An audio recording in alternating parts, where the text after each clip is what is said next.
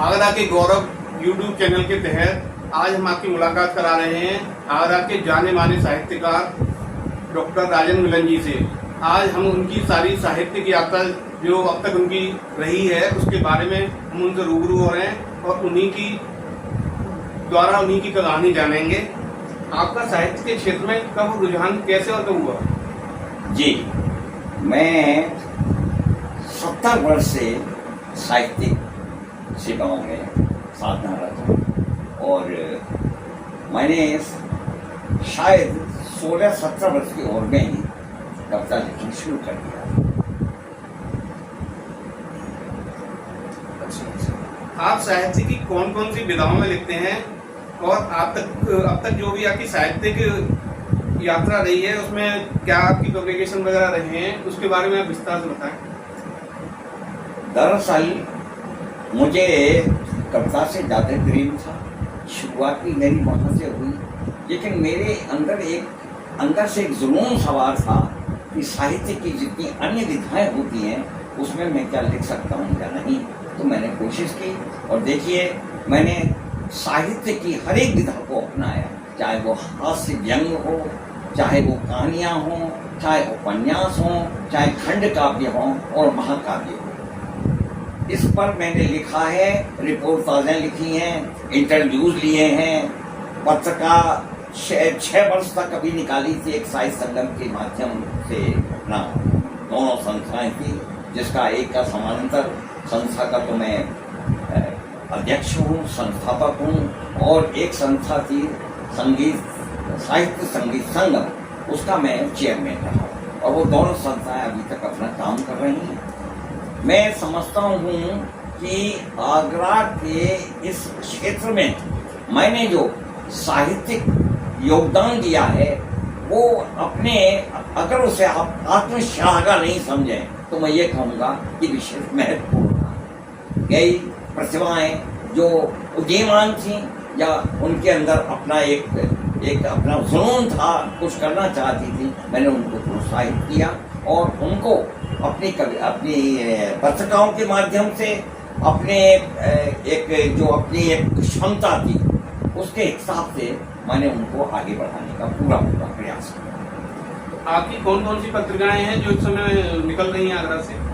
वैसे एक संतान संगम है जो अभी प्रकाशित हो रही है, दूसरी है मेरी ई मोबाइल डायरी जो प्रकाशित हो रही है लगातार हर महीने से, और ये इसको करीब 3 वर्ष हो गए हैं। और पहली जो पत्रिका थी संतान संगम जिसका मैं प्रधान संपादक था, उसको मैंने किन्हीं कारणों से अभी कुछ महीने पहले छोड़ दिया। आगरा में साहित्यिक गतिविधियां या कहें कार्यक्रम पहले की तरह नहीं होते, जिसके लिए आगरा क्षेत्र में काफी जाना जाता था। हाँ, देखिए दरअसल है क्या, इसके पीछे सबसे बड़ी बात यह है कि उस जमाने में आगरा का एक स्वर्ण युग था साहित्य में बाबू गुलाब राय जी, डॉक्टर रंगे राघव, रामला शर्मा, राजेंद्र यादव, घनश्याम अस्थाना, ऐसी हस्तियां थीं। और देखिए एक बड़ी विचित्र शख्सियत हमारे बीच में थी, उनका नाम था पंडित ऋषिकेश चतुर्वेदी। ऐसा प्रतिभाशाली कवि या साहित्यकार सदियों में पैदा होता है, बड़ा विचित्र उनका अपना लेखन था। उन्होंने कुछ ऐसी पुस्तकें लिखी कि आप आश्चर्य करेंगे कि एक तरफ से साइड से पढ़ने के हम उसको शुरू करें तो रामायण की कथा पढ़ते हैं, और अगर उसको उलट करके उन्हीं शब्दों को हम पढ़ें तो हमें अपने कृष्ण कथा उसमें मिलती है। तो ये एक बड़ा वो था। अच्छा, एक बात मैं और आपको इसी संदर्भ में बता दूं कि उनके यहाँ एक संस्था थी रत्न जी, और ये चौबेली का कटरा किनारी बाजार यहाँ का बड़ा मशहूर स्थल है। वहाँ पर वो हर सोमवार को रत्न जी की एक गोष्ठी किया करते थे। मैं उन दिनों माइथन में रहता था, मेरा जन्म वहीं हुआ है, तो बहुत करीब था। मैं अक्सर उनसे कुछ साहित्य की दीक्षा लेने के लिए चला जाया करता था। वहाँ मुझे ऐसी प्रतिभाओं, ऐसे महान लोगों से मुलाकातें हुई जो मेरे जीवन की बहुत बड़ी थाती बन गई, जैसे महापंडित राहुल सांकृताई, बाबू बिंदालाल वर्मा, आपके श्याम नारायण पांडे, और फिर फिल्मी जीवन में भी देखिए पृथ्वीराज कपूर जैसे शख्स वहाँ पर आए, उनसे मेरी मुलाकातें हुई। इसके बाद मुझे एक लगन थी कि बड़े बड़े लोगों से मिलूं और सीखूं और या उनसे कुछ दीक्षा लूं, तो मैं मिलता रहा, ये मेरा शौक रहा। मैं दिल्ली में जाके हरिवंश राय बच्चन के घर पे जाता था जब भी मुझे दिल्ली जाने का मौका मिला, और उनसे भी मैंने उनके साथ बैठ करके कविताएं सुनी, कविताएं कही। एक घटना मैं आपको और बताना चाहता हूँ, बड़े मजेदार घटना है। मैं उनके ड्राइंग रूम में बैठा हुआ बातें कर रहे थे, मेरा एक मित्र मेरे साथ था, रसिक बिहारी मंजूर बच्चन जी हमारे साथ। जिस तरह से मैं समझता हूँ बड़ा स्वाभाविक उनका, और ऐसा स्नेह देते थे हम जैसे उनके घर के छोटे भाई हैं। तो अचानक ये दोनों उनके पुत्र अजिताभ और अमिताभ कहीं बैडमिंटन खेल करके निकले, तो जब गैलरी से पास हुए उन्होंने संयोग से कटके ढा के देखा कि बाबूजी के साथ कौन कौन बैठे। हमें देखा, उधर हरिवंश राय जी की उन पर नजर पड़ गई। उन्होंने कहा इधर आओ, दोनों को बुलाया, तो फिर हमारा परिचय दिया। तो बोला अब क्या परिचय देते में, फिर हंसे थोड़ा सा उन बच्चों को देख करके। बच्चे अमिताभ बच्चन और अमिताभ दोनों झुके और उन दोनों ने हम दोनों मित्रों के चरण छुए और एकदम सपाट से भाग गए। तो बड़ा अजीब सा लगा। उसमें बच्चन जी बोले मेरे दोनों बच्चे बहुत संकोची हैं, और देखिए आपने उनका अभी अभी ये रूप देख लिया। वो घटना मैं अभी तक नहीं भूल पाता। बड़ी अच्छी याद है आपकी। अच्छा, युवा पीढ़ी साहित्य से दूर होती जा रही है, आपकी नजर में इसका क्या कारण हो सकता है? आज का युग जो है एक डिजिटल युग है, और देखिए एक चीज हमारे बीच में आई है जिसने हमें बहुत कुछ दिया है, लेकिन हमसे बहुत कुछ छीन ली है। हमारी जो गोष्ठियाँ हुआ करती थी, जो चौपाले और वहाँ पर हम लोग जाया करते थे, तो उसमें देखिए आनंद आता था। रूबरू मिलते थे, कहीं दाल बाटियाँ हो रही हैं, कहीं कुछ हो रही है, कभी सम्मेलन, कभी गोष्ठियाँ खूब हुआ करती थी।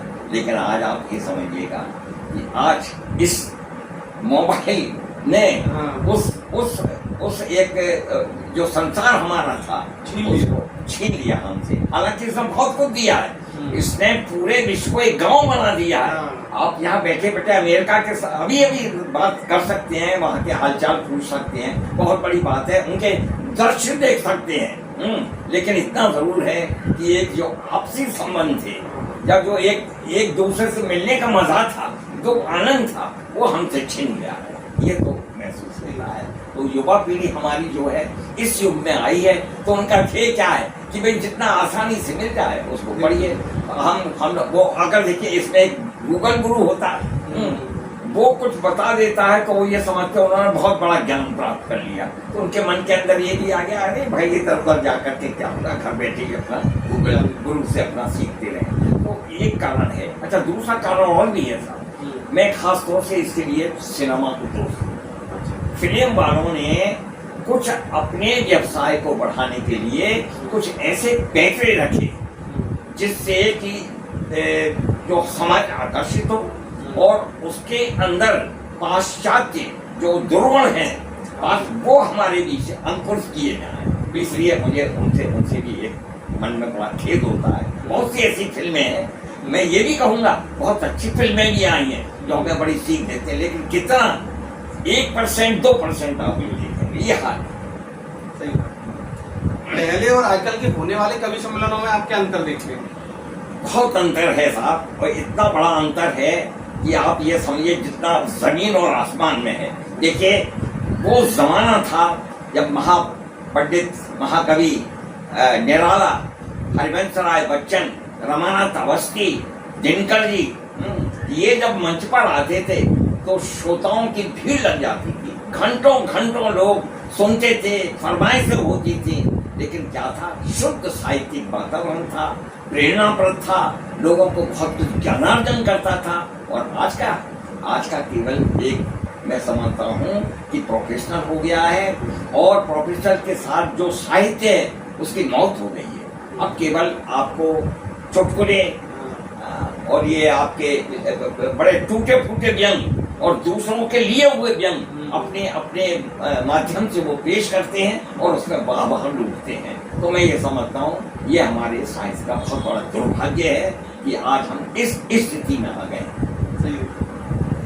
आगरा के वो कौन कौन से साहित्यकार हैं जिनसे आगरा का नाम देश भर में माना जाता है? हाँ, मैं समझता हूँ देश क्या साहब, विदेशों में भी बड़ा नाम है। एक सबसे पहले एक व्यक्ति का नाम लूंगा जिससे मैं बहुत प्रभावित हूँ, और उसका नाम है कमलेश्वर। कमलेश्वर हिंदी साहित्य का एक ऐसा बड़ा साहित्यकार है कि मैं केवल एक बात कहूंगा आपसे कि अगर उनकी एक किताब है कितने पाकिस्तान, जो 5000 वर्ष के इस भारत के इतिहास को बताती है, सांस्कृतिक, साहित्यिक और सामाजिक, राजनीतिक सभी पर प्रकाश डालती है, उसकी शैली इतनी अद्भुत है कि एक मिसाल मैं आपको देता हूं कि अमृता प्रीतम के सामने अंग्रेजी के बहुत विख्यात सलमान रश्दी साहब, उन्होंने एक प्रश्न रख दिया अमृता प्रीतम से कि आप हिंदी पे इतना गर्व करती हैं कि विश्व भाषा के भी उसे बनाने के ख्वाब देख रही हैं, लेकिन आपके हिंदी में है क्या ऐसा?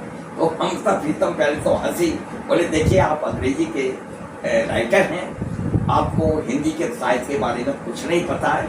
चलिए मैं बहुत लंबी बात नहीं करती हूँ, आप ऐसा करिए, एक किताब आई है अभी कमलेश्वर की कितने पाकिस्तान, आप ऐसा करिए उसके संस्करण कई भाषाओं में हो गए हैं, अंग्रेजी में भी उसका संस्करण आ गया, आप जरा उसे पढ़िए, उसके बाद मैं आपसे बात करूँगा। सलमान साहब चले गए, रश्दी साहब ने किताब खरीदने के बाद पढ़ी, और पढ़ने के बाद जब वो मिले तो अमृता प्रीतम से उन्होंने कहा कि आपने मुझे ये बता दिया कि हिंदी कितनी सर्वोच्च पद पर विराजमान है।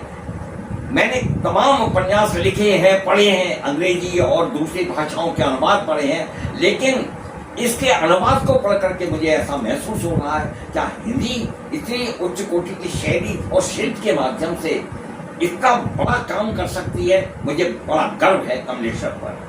और इसके अतिरिक्त मैं और लोगों के लिए आपको परिचय कराऊंगा। एक थे धर्मवीर भारती धर्मयुग के संपादक रहे, उन्होंने हमेशा नई पीढ़ी को पढ़ाने का काम किया, और आप आश्चर्य करेंगे कि मैं तो उस समय बहुत छोटा था, शायद में मेरा कोई दखल नहीं था, लेकिन मैंने उनसे कहा कि मेरी एक पुस्तक आई है ठहरो क्षण, उसका आप किसी तरह से लोकार्पण कर दीजिए। तो उन्होंने बड़ी विनम्रता से कहा कि देखिए मेरा एक पद है यहाँ संपादक का, अगर मैं आपकी किताब का लोकार्पण करूंगा तो दुनिया भर के साहित्यकार उस किताब का लोकार्पण कराने के लिए मुझसे आशा करेंगे, मुझे क्षमा करें। वैसे मेरी आपके साथ पूरी दुआएं हैं, शुभकामनाएं। तो ये ऐसे लोग थे साहब कि जिनको हम याद करने के बाद अपनी सोचते हैं कि इनके अंदर ऐसी क्या विशेषताएं थी जो कि हम इनके साहित्य को, इनकी वाणी को, इनके कार्यों को भूल नहीं पाते। लेकिन आज तो साहब हम भटके हुए हैं। आज जो कुछ हो रहा है, बड़े बड़े कवि जो हम जिनका नाम सुनते लाखों रुपए दे रहे हैं, अगर उनका जीवन चरित्र देखें आप तो उस पर भी बड़ा अफसोस होता है। तो ये सब क्या कहें, समय है, समय परिवर्तनशील है, शायद एक परीक्षा ले रही है हमारा ये जो संसार है, जो प्रकृति है हमारी परीक्षा ले रही है। देखिए कोशिश करते हैं, मैं तो अपनी बहुत कोशिश करता हूँ कि जो नई प्रतिभाएं हैं, उदीयमान प्रतिभाएं, नवोदित प्रतिभाएं, कोशिश करता हूँ वो आकाशवाणी पर भी भेजूँ उनको। और मेरा देखिए ये भी रिकॉर्ड है कि मैंने करीब 50-60 ऐसी प्रतिभाओं को आकाशवाणी से जोड़ा है। और जैसे मैंने आपको पत्रिकाओं का जिक्र किया, मेरी पत्रिकाओं में ज्यादातर आप नवोदित साहित्यकारों को पढ़ेंगे और आपको ये आश्चर्य होगा कि उसमें ऐसी उदीयमान प्रतिभाएं आ गई हैं जिन पर मुझे गर्व होता है। ये ऐसा भी देखा जाए। तो आप नवोदित कवि और लेखकों के लिए क्या संदेश देना चाहेंगे? मैं केवल ये कहूंगा कि सबसे पहली चीज है कि अध्ययन। मैं ये कह रहा था जितना आप पढ़ेंगे उतना आपका ज्ञानार्जन होगा। देखिए व्यक्ति नहीं बोलता है, व्यक्ति का अध्ययन बोलता है। बड़े से बड़ा कवि होगा जो जिसका बड़ा नाम है, अगर उससे कहेंगे कि आपने पाठ्यक्रिया जो अपना क्रिया रही है, आपने क्या किया है, तो आप देखेंगे तो उन्होंने वेद पुराण और इसके अतिरिक्त हमारे हिंदी साहित्य के या संस्कृत साहित्य के जो जैसे आपकी कालिदास हैं, आपके ये बाणभट्ट हैं, इन सब की किताबों को उन्होंने पढ़ा है और उसके सार को उन्होंने दिया है। तो मैं ये समझता हूँ कि अब मैं यही संदेश देना चाहता हूँ कि जो हमारी जो किताबें हमें हमारे हिंदी साहित्य में या संस्कृत साहित्य में अनुवाद होकर के आ गई हैं, उनका निश्चित तौर से अध्ययन करना चाहिए और वही हमें एक उज्ज्वल पथ की ओर आकर्षित करे। ये मेरा आपने साहित्य के क्षेत्र में विदेश यात्राएं की हैं, आपको कैसा अनुभव रहा? हाँ, देखिए ये प्रश्न आपका बहुत ही उत्तम है। मैं भी सोच रहा था कुछ आपसे इस सिलसिले में बात करूं। देखिए मुझे सबसे बड़ा जो अनुभव हुआ है वो आपके ब्रिटेन के लंदन यात्रा से। लंदन में 15 दिन रहा और मैंने वहाँ के अपने प्रवासी भाई थे उनके घर घर में जाकर के कविताएं पढ़ी, 2-3 विशाल कवि सम्मेलन भी हुए। एक बर्मिंघम के वो जो उसका पड़ोसी एक अपना राज्य है, राज्य का ये अपना टुकड़ा उन्हीं का है, वहाँ पर भी मैं गया। वहाँ मैंने जो उन लोगों से मुलाकात की जो आगरा में भी रह चुके थे, और उन्हें बड़ा अच्छा लगा। उन्होंने ये भी कहा कि आप आगरा से आए इसलिए हमें बहुत अच्छा लग रहा है। मुझे सबसे बड़ा अनुभव ये हुआ कि वहाँ हिंदी के प्रति जिज्ञासा है।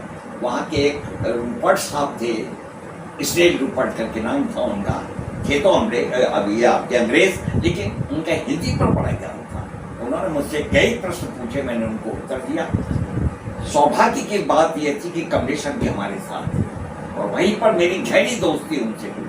उसके बाद माया गोविंद थी जो फिल्मों में आज के स्क्रिप्ट लिख रही हैं, वो भी मेरे साथ थी। तो ये बहुत बड़ा अनुभव मैं लेकर के आया कि वहाँ के जो लेखक थे, जो अब पाश्चात्य सभ्यता में या पाश्चात्य भूमि पर जाकर के अब भी हिंदी के प्रति उतनी रुझान रखते हैं, हिंदी में लिखते हैं। वहाँ की एक भूषण आगे थी, उन्होंने एक किताब मेरे सामने रख दी कि ये मेरी कविताओं की पुस्तक है, इसको आप देख लीजिए, मैं छपाने जा रही हूँ। मैंने देखा और मुझे बड़ा आश्चर्य हुआ कि बहुत बढ़िया उन्होंने लिखा था। कुछ कहीं कहीं मुझे ऐसा लगा तो मैंने बैठे। इसके अलावा मैं आपके नेपाल भी गया, नेपाल में भी मुझे हिंदी प्रेमी मिले और बहुत ही अच्छा लगा उनके साथ बैठ कर उठ करके। उसके बाद देखिए, हालांकि वो भारत का टुकड़ा है जिसे हम पोर्ट ब्लेयर कहते हैं, काला पानी कहते हैं, वहाँ भी मैं गया। वहाँ की जो लेफ्टिनेंट गवर्नर थे, बहुत अच्छे कवि खुद थे, बहुत साहित्यिक व्यक्ति थे। उन्होंने मुझे वहाँ पर रोका और 1 हफ्ते तक मेरी सेवाएं लेते रहे और कविताएं जगह जगह करवाते थे। इसके अलावा मैंने अपने देश में कम से कम 100 नगरों में काव्य पाठ किया और कहीं से अच्छे पुरस्कार भी लिए। और आप ये समझिए कि मुझे राजकीय सम्मान भी मिले हैं।